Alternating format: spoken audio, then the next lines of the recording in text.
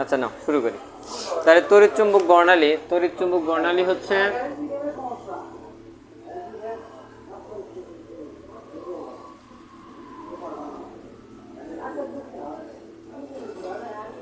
ঠিক আছে, আরেকটু ঘন করে যদি দিই, একদম আরো ছোট, খুব সূক্ষ্ম। ঠিক আছে, এতটাই সূক্ষ্ম যে মনে করো যে এই জায়গাতে আঁকানো একটা ঝামেলা। যাই হোক, আমরা আপাতত আঁকায় নিলাম।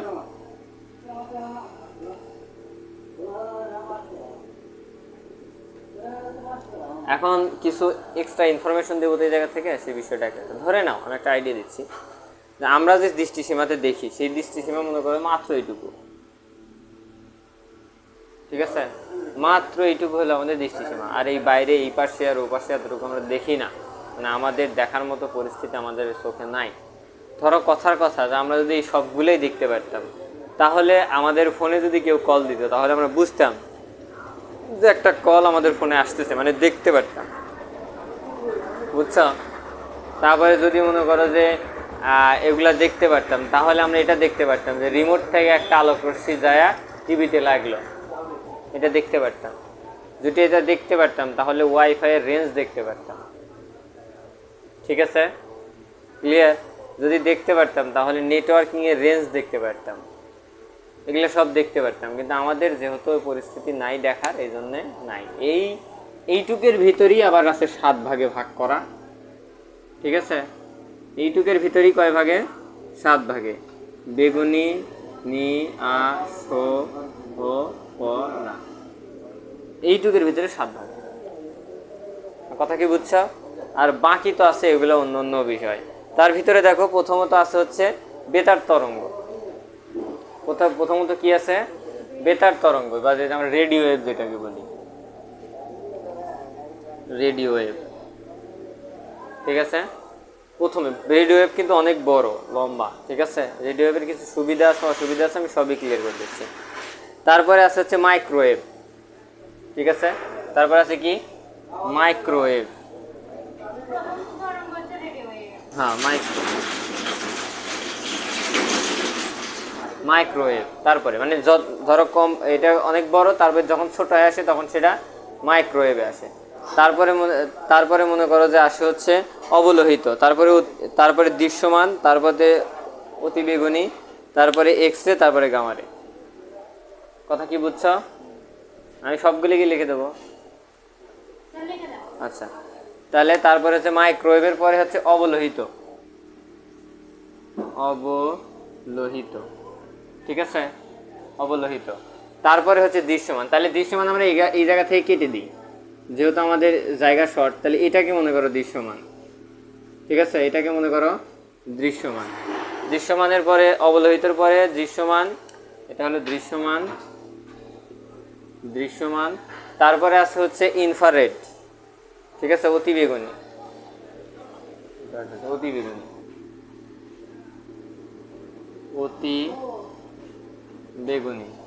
এই পর্যন্ত মনে করো অতিবেগুনি। তারপরে এক্স রে, তারপরে গামারে। গামারে একদমই ছোট। তারপরে মনে করো এক্স রে, তারপরে হচ্ছে গামারে। আচ্ছা, একটু বুঝে নাও আগে। সূর্য থেকে যখন আলোক রশ্মি, আচ্ছা একটা প্রশ্ন বলতে হবে, সূর্য থেকে যে আলোক রশ্মিটা আমাদের শরীরে আসে, মানে এসে লাগলো, মনে করো এই মুহূর্তে যে আলোটা আমাদের শরীরে এসে লাগলো, এটা সূর্যের ভিতরে কত বছর আগে সৃষ্টি হয়েছে? হ্যাঁ, সূর্যের ভিতরে কত বছর আগে সৃষ্টি হয়েছে? সূর্য থেকে পৃথিবীতে আলো আসতে সময় লাগে 8 মিনিট 20 সেকেন্ড। সূর্য থেকে পৃথিবীতে আলো আসতে সময় লাগে 8 মিনিট 20 সেকেন্ড। কিন্তু সৃষ্টি হয়েছে কত বছর আগে? ওই আলোটা সৃষ্টি হয়েছে প্রায় 1,80,000 বছর আগে। কেন? আমি ক্লিয়ার করে দিচ্ছি। তার আগে এই প্রশ্নের উত্তর দেওয়া আগে, সেটা হলো, তুমি মনে করো এখানে একটা বাল্ব জ্বলাইলা, একটা সিম্পল যুক্তিতে আসো। আমরা কিন্তু এটা বারবার শুনছি যে শক্তির সৃষ্টি বা ধ্বংস হয় না, শুধু এক রূপ থেকে অন্য রূপে রূপান্তরিত হয়। শুনছি না? পড়ছি না? তার মানে কি? বিদ্যুৎ শক্তি আলোক শক্তিতে রূপান্তরিত হয়, ফলে আমরা আলো পাই। আমার প্রশ্ন হচ্ছে, তাহলে আলোটাও তো একটা শক্তি, তাই না? তাহলে সেটাও তো ধ্বংস হয় না, তাহলে এই আলোটা কই যায়? যেটাই হোক, সূর্যের আলোই ধরো আর এই বাল্বের আলোই ধরো, এখানে যে বাল্বটা মনে করো জ্বলতেছে, সেই বাল্ব থেকে যে আলোটা বের হলো, এই আলো কি একদম সবসময় থাকে না নিভে যায়? তুমি যদি আলোটা সুইচটা অফ করো, প্রশ্ন হচ্ছে তাহলে লাইট অফ করার আগে যে আলোটা আমাদের ঘরে ছিল সেই আলোটা কই গেল? তুমি একটা বিষয় চিন্তা করো তো, যে একদম ফাঁকা মাঠের ভিতরে একটা লাইট জ্বালায় রাখছো, একটা নির্ধারিত এরিয়া পর্যন্ত আলো দিবে, তাই তো? দেওয়ার পরবর্তীতে যখন তুমি ওইটাকে আবার ধরো একটু দূরে যাবা, তখন কি আর সেই আলোকে দেখতে পাবা? কিন্তু আলোটা গেল কই? আলো তো ইয়ে হওয়ার কথা না, মানে এক কথায় যেটা সৃষ্টি বা ধ্বংস হওয়ার কথা না তো। আলো যেহেতু সৃষ্টি হয় না, রূপান্তরিত হয়, সেহেতু আলোটা তো একদমই ধ্বংস হওয়ার কথা না। তাহলে আলো একদমই নিভে যাচ্ছে কেন বলতে পারবা? না আলো আর আমরা দেখতেছি না কেন? প্রশ্ন হচ্ছে আমার এটা। রাত হলে কি মনে হয়? হ্যাঁ, কেন দেখা যায় না, এটাই হচ্ছে আমার প্রশ্ন। আচ্ছা, না দেখার কারণটা বলি। আমরা দৃশ্যমান অবস্থাতে দেখতে পাই, আলো যখন দৃশ্যমান এরিয়ার ভিতরে থাকে ততক্ষণ আমরা দেখতে পাই। কিন্তু যখনই আলো দৃশ্যমান থেকে অদৃশ্য হয়ে যায়, এর মানে আলো হারিয়ে যায় নাই, এর মানে আলোটা এই যে এই পাশে চলে আসছে, মানে অবলোহিততে চলে আসছে। ওই জন্য আমাদের আর চোখ আর ওইটা ফাইন্ড আউট করতে পারে না। এখন কি বিষয়টা বুঝছো? হ্যাঁ, তারপরে মনে করো যে এইটার থেকে আবার এইভাবে যাবে, এইভাবে করতে করতে আলো এক সময় বড় হতে থাকবে, মানে ওর অবস্থান থেকে বড় হতে থাকবে। আচ্ছা, এখন এদিকে খেয়াল করো, হ্যাঁ আমি ক্লিয়ার করে দিচ্ছি। যখন আচ্ছা, সূর্যের ভিতরে কিসের মাধ্যমে শক্তি তৈরি হয় বলো তো? হাইড্রোজেন বিস্ফোরণ, যেটাকে বলে হাইড্রোজেন বোম বিস্ফোরণ, মানে ফিউশন বিক্রিয়া। ফিউশন বিক্রিয়া, এই ফিউশন বিক্রিয়া প্রতিনিয়ত সংঘটিত হয়। প্রতিনিয়ত সংঘটিত হওয়ার ফলে সেখান থেকে কি তৈরি হয়? প্রচুর শক্তি তৈরি হয়, আলো তৈরি হয়। এই আলোটা, এখান থেকে যে আলোর কণিকাটা তৈরি হয়, এটা প্রথমত থাকে গামারে অবস্থায়। প্রথমত থাকে কোন অবস্থায়? ধীরে ধীরে শক্তি হারাতে থাকে, সূর্যের ভিতরে পাক পাড়তে থাকে, এবং পাক পাড়তে থাকতে থাকতে ধীরে ধীরে শক্তি কি হতে থাকে? হারাতে থাকে। হারাতে হারাতে সেটা এক সময় এক্স রেতে পরিণত হয়। আরও শক্তি হারাতে হারাতে হারাতে কোনো এক সময় কিসে পরিণত হয়? মানে কমতে কমতে, তবে হ্যাঁ তখন অতিবেগুনি রশ্মিতে পরিণত হয়। আরও শক্তি কমতে কমতে সেটা দৃশ্যমান অবস্থায় যখন আসে, তখন সেটা বের হয়ে চলে আসে এবং সেটা পৃথিবীতে আসে এবং আমরা দেখতে পাই। তারপরে পৃথিবী থেকে আবার যে আলোটা যে হারিয়ে যেতেছে, আসলে এটা হারিয়ে যাচ্ছে না, ওইটা অবলোহিত হয়ে যাচ্ছে, ওই জন্য আমরা দেখতে পারতেছি না। তারপরে এটা, তারপরে এইটাই ভাবে যেতে থাকে। এখন কি বিষয়টা বুঝছো? এই যে গামারের থেকে দৃশ্যমান আলো এই পর্যন্ত পৌঁছাতেই আলোর সময় লাগে 1,80,000 বছর। বছর, বুঝছো? ক্লিয়ার কি এখন? আচ্ছা, একটু পরে উঠাও, আমি আরো 3-4টা একটু কথা বলে নি, কারণ নাকি আগে তুলে নিবে? হ্যাঁ, ঘটনা হলো যে দৃশ্যমান দৃশ্যমান আলো সম্পর্কে একটু কথা বলি। দৃশ্যমান আলোর যেটা তরঙ্গ দৈর্ঘ্যের লিমিটেশন যেটা, সেটা হলো কোনো বইয়ের ডিফারেন্স অনুসারে 380 থেকে কত 700 না 700 ন্যানোমিটার পর্যন্ত। ন্যানোমিটার যদি হিসাব না করি তাহলে কি হয়? এটা ন্যানোমিটার, ন্যানোমিটার, ঠিক আছে? নাহলে 3.8 গুণ 10⁻⁷ মিটার, ঠিক আছে? মিটারে কনভার্ট করলে, বুঝছো? মিটারে কনভার্ট করলে আবার কিন্তু আলাদা, এবার এটা মিটার লেগে দিও না, এত মিটার।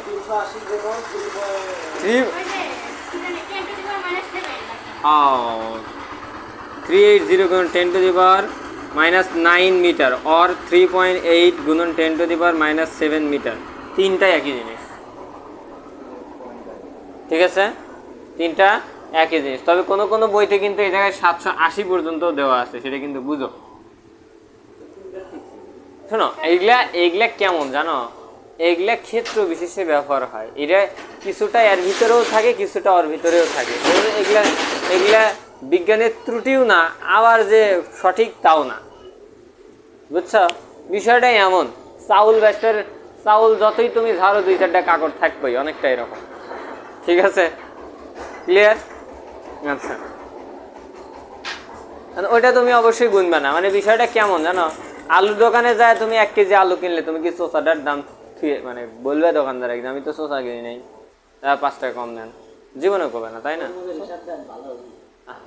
না, তরমুজেরটা না হয় ধরলাম, বাট যেটাই কেন তুমি কিন্তু এই সালের হিসাবটা ধরো না, তুমি না খেলেও সালের হিসাবটা ধরো না, ঠিক আছে? তুমি তো দেখো একটা বিষয় চিন্তা করো, তোমার বাড়িতে মনে করো যে নাই হতেছে ধরো কোনো গৃহপালিত প্রাণী, যে তুমি কলার খোসাটা ছাগলে খাওয়াইবে, তো এখন তুমি দোকানে যদি কও যে আমি কলার খোসার দাম ওইটা নেবো না, সিলে দেওয়ালে, ও যদি এখন সিলে থেয়ে দেয়, সে কি বলো এটা নিবে? হ্যাঁ, লিচু তো মনে করো যে তুমি তো চষা ফেলে দিবে, ওই টুকটা লিচু তো মনে করো যে কোনো কাজ, ওই চষা কোনো কাজেই লাগবে না, না তুমি একটু জাল দিয়ে পারবে যে ওখান থেকে তোমার টাকাটা পুষে নিবে। তো এখন দোকানদার যদি বলে আমি একটু উপকার করে দিলাম, আমি লিচুটাকে কি সিলে থুয়ে দিলাম যাতে মানুষজন সহজ হয় কিনবা। বর্তমান পরিস্থিতিতে মনে করো মেয়েদের একই অবস্থা হয়ে গেছে। হ্যাঁ, সত্যি কথা বললে সে মানুষে কি গাল পারে, সত্যি কথা বললে উচিত কথার ভাত নাই এক কথা। আচ্ছা, অবলোহিত বিকিরণ, ঠিক আছে? অবলোহিত বিকিরণটা কি সেটা একটু দেখো। তার মানে যে তরঙ্গের বিকিরণ 10⁻⁶ মিটার থেকে 10⁸ মিটার পর্যন্ত, এটা হচ্ছে পাল্লা। আচ্ছা, অবলোহিত তো কি কাজে ব্যবহার করা হয় সেটা বলতে পারবা? মানে কোথায় অবলোহিত ব্যবহার করা হয়? আচ্ছা, অবলোহিত ব্যবহার করা হয় হচ্ছে সৌরচুল্লি এবং বৈদ্যুতিক সৌর হিটার হিসেবে ব্যবহার করা হয়। সৌরচুল্লি, সূর্যের তাপে আবিষ্কার করা চুল্লি। এছাড়াও আবহাওয়ার পূর্বাভাস নিতে, কুয়াশাচ্ছন্ন বা অন্ধকারের মধ্যে ছবি তুলতে, ঠিক আছে, ফল শুকাতে, মাংসপেশির ব্যথা, টান ইত্যাদি চিকিৎসার ক্ষেত্রে রশ্মি ব্যবহার করা হয় অবলোহিত। অবশ্যই কাজ করে। জেমস ওয়েব টেলিস্কোপ কি নিয়ে কাজ করে এখন বলো? জেমস ওয়েব টেলিস্কোপের নাম শোনো নাই কেডা? তুমি কি এই দেশে আছো, মানে পৃথিবীতে আছো না মঙ্গল গ্রহে?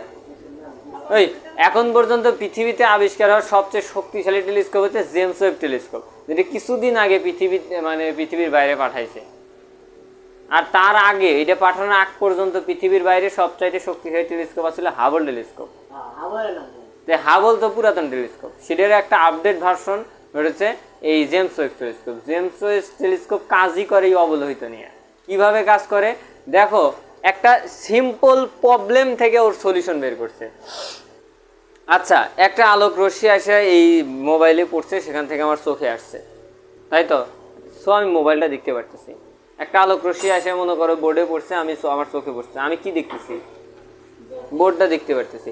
কিন্তু এই বোর্ড থেকে আমার চোখের ডিস্টেন্স যদি এত দূরে হয় যে আলো আস্তে আস্তে সেটার দৃশ্যমান না থেকে অবলোহিত হয়ে গেছে, আমি দেখতে পারবো এটা? হ্যাঁ, কিন্তু আমার চোখ যদি এমন হতো যে আমি দৃশ্যমানও দেখতে পারি, অবলোহিতও দেখতে পারি, তাহলে কি আমি দেখতাম না?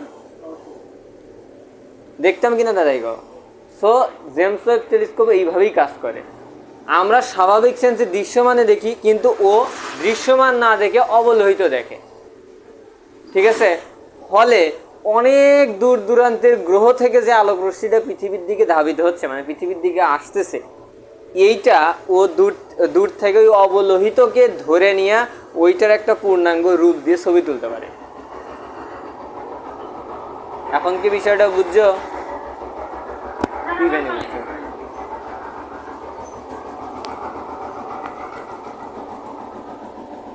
মানে মূলত ওই আলোক রশ্মিটা অবলোহিতটাকে দেখে, মানে জেমস ওয়েব টেলিস্কোপটা অবলোহিতটাকে দেখে, ওই অবলোহিত আলোক রশ্মিটাকে দেখে।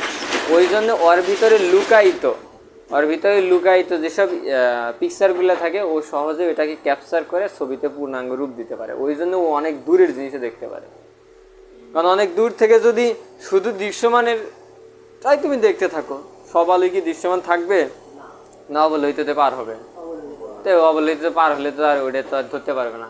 তুমি যদি বানায়াই থো অবলোহিত, তাহলে অনেক দূরের গুলি তো দেখতে পারবে। ওই জন্যই তো বললাম, তুমি যদি অবলোহিত দেখতে পারতা তাহলে তুমি অনেক দূর পর্যন্ত দেখতে পারতে, ঠিক আছে? হ্যাঁ, অনেকটা ওই রকম। ওই জন্য ওটা ওই জেমস ওয়েবে অবলোহিত ব্যবহার করা হয়। তারপরে দেখো হলো বেতার তরঙ্গ, ঠিক আছে? বেতার মানে তো বেতার মানেই তোমার রাডার তরঙ্গ, রাডার মানে তোমার টেলিভিশন তরঙ্গ মানে আমাদের এফএম রেডিও তরঙ্গ, মানে রেডিও তরঙ্গ, তার ছাড়া, ঠিক আছে? এখন কি বিষয়টা বুঝছো? টেলিভিশনের যে তরঙ্গ ব্যবহার করা হয় এটা হলো বেতারের মাধ্যমে। তোমার ইয়ারা যোগাযোগ করে রাডার দিয়ে, এই যে যারা এরোপ্লেন ছাড়া এরা যোগাযোগ করে। তারপরে তোমার হ্যাঁ ওইটা তারপরে মনে করো তোমার ইয়া যারা আছে যে জাহাজ যারা আছে এরা চালায়, এরা নিয়ন্ত্রণ করে এই রাডার দিয়ে, এরা সবাই বেতার তরঙ্গ ইউজ করে। ঠিক আছে। অনেক দূর থেকে দেখা যায়। আচ্ছা, তারপরে দেখো অতিবেগুনি রশ্মি। অতিবেগুনি রশ্মি আমাদের কিসের ক্ষতি করে বলতে পারবা? স্কিনের ক্ষতি করে, তাই তো। এটা ফটো ইলেকট্রন নির্গত করে, মানে এখানে বস্তু পতিত হলে ফটো ইলেকট্রন নির্গত করে এবং পদার্থে প্রতিপ্রভা সৃষ্টি করে। পদার্থে প্রতিপ্রভা সৃষ্টি করাটা একটু বোঝো। ওই যে তোমার ফটোগ্রাফিক পেলেট, আগেকার ক্যামেরা দেখছো, ফিল্মওয়ালা ক্যামেরা, এখন তো মেমোরিতে স্টোর হয়, আগে ফিল্মে স্টোর হতো। এটা যে দেখছো, আমি দেখছি, আমার কাছে একটা আছে, আগেকার একটা ক্যামেরা আমার কাছে আছে। ফিল্মই তো নাই, আমি কেমনে বুঝবো ধরে চলবো না বুঝছো? হ্যাঁ, গোল গোল ফিল্মের মতো। এটা ওয়াশ করা হইতেছে ইয়াতে, ওই অন্ধকারে। ওইটার জন্য যে অতিবেগুনি রশ্মি ব্যবহার করা হতো। অতিবেগুনি রশ্মি সূর্য থেকে আস্তে আস্তে বেশিরভাগ ওজোন স্তরের সাথে বাধা হয়ে চলে যায়, বুঝছো? অতিবেগুনি রশ্মি শরীরে লাগলে স্কিনের ক্ষতি করে। দীর্ঘদিন লাগলে পারে মনে করো ইয়া পর্যন্ত হয়, ক্যান্সার পর্যন্ত হয়। অতিরিক্ত তাপ থেকে না, সূর্যের আলো থেকে আসে। সূর্যের আলোর ধরো কথার কথা, সূর্যের আলো যদি এই পুরা বোর্ড হয়, তাহলে এই যে এইটুকু অংশ পৃথিবীতে আসে, সেখান থেকে আসবেন না, আবার বাকিটা চলে যায়। মানে অতিবেগুনি রশ্মিগুলো, ক্ষতিকর রশ্মিগুলো চলে যায়। ঠিক আছে, সেটা ধর আমি দেখতে পাচ্ছি। তাই মনে করো আমাদের কি পরিস্থিতিতে দেখছো, সূর্যের যে আলো, মানে পুরাটা ধরো বোর্ড যদি হতো, তাহলে মাত্র মনে করো এই অংশটুকু আমাদের পৃথিবীতে আসে, আর বাকিটা আসে না। বিভিন্ন সব গ্রহে যায়, আর গ্রহ তো আর একটা না, তাই না? সব গ্রহে যায়, প্লাস মনে করো যে আমরা এখান থেকে পাই, সব কিছু মিলে। আচ্ছা, তারপরে দেখো এক্স রে হচ্ছে যেটা দিয়ে আমরা ওই যে যন্ত্রের দ্বারা ধাতব পদার্থ এবং মানুষের হাড় নির্ণয়ের ক্ষেত্রে ব্যবহার করা হয়, হাড়ের শরীরের অভ্যন্তরে থাকা হাড়। আর গামা রশ্মি যেটা মনে করো যে মানবদেহের রোগাক্রান্ত কোষকলাকে ধ্বংস করে, যেটা আমরা আইসোটোপের ক্ষেত্রে পড়ছি, ছোটবেলায় আইসোটোপের ক্ষেত্রে পড়ছি, মনে আছে? এইটা। আচ্ছা, এখন হচ্ছে ইয়াটা কি দেখান লাগবে নাকি, তাই কম?